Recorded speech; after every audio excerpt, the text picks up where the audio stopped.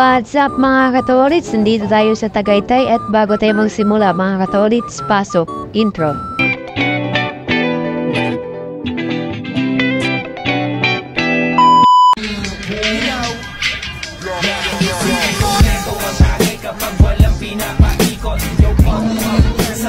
Put your hands up.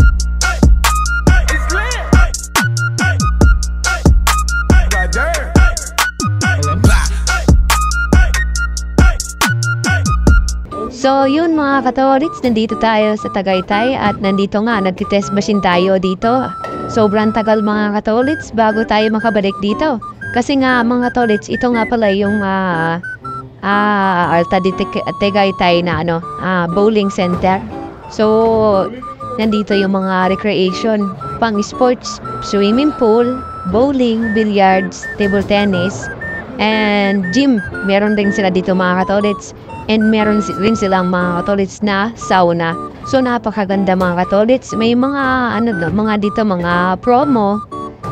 Depende na, nakadepende rin kasi yan guys mga katolits sa mga schedule na mga promo natin. So yun guys, nagtira tayo dito.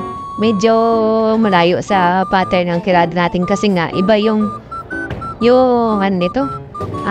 oiling pattern. Kaya talagang nahirapan tayo dun mga katolits. At di ka naman nakalain na magkapanalo na naman tayo. Eh yun, talagang ganun talaga ang ang bowling area eh. Minsan mga katolits, iba-iba ang pattern. May Christmas tree, may flat oil. So mga katolits, kaya nga kung i-compare ko sa sa Inigo Sports Complex, kahit flat oil lang yon. Pero at least siya mga katolits, nasa standard. Pero okay rin naman mga katolits dito sa Alta de Tagaytay. Kailangan parang kasi more than lang oiling machine. So, yun mga katolits, habang tumatagal, dumadami na naman. Dumadami ang mga kalokohan at yaring. At hindi ako umasa sa mga paligwi-digoy. Gusto ko puro diretso. At balik tayo sa ating topic mga katolits. Pinatira ko naman si Paring Jello. Ito yung coach natin sa swimming pool. Ito yung nagtuturo sa mga guests natin. At nandito rin si Paring Jaime. Ito naman yung hari ng muskulo ng gym, fitness. So yun guys, nandito na halos lahat mga katolits dito sa Alta de Tagaytay. So wala nga yung mga ibang healingin pa kasi nga napakadaming dito pwedeng gawin. Basta may marami pang dumadating na mga dito activities. Actually mga katolits, pumunta ako dito or bumisita ako dito sa Alta de Tagaytay kasi nga nag-resign na ako dito eh.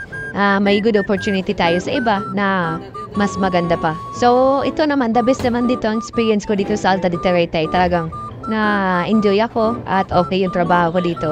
So yun na mga katolits, ang purpose ko nung pumunta ako dito mga katolits, kunin yung COE ko. Kasi yun ang importante kapag magre-resign tayo sa isang kumpanya, meron tayong tinatawag na kumbaga experience, naging ganito tayo, ganyan, technician. So yun mga katolits, nakikita nyo mga katolits na mga video ko sa bowling center. So yun, iniikutan namin halos ng Tugigaraw, Luzon, meron rin kung mayroong mga project mga katolits na Luzon, Visayas, Mindanao, mas maganda. So like nung mga napuntahan natin mga katolits, like La Union, Astro Alley, bowling center, merong Inigo Sports Complex, merong Estancia Mall, bowling center. Makatabi lang din yun mga katolits ng Sarge Fitness. Kumbaga member na parang kinunbay nila yung bowling sa fitness kasi talaga namang lalaki ang braso natin dyan mga katolits eh.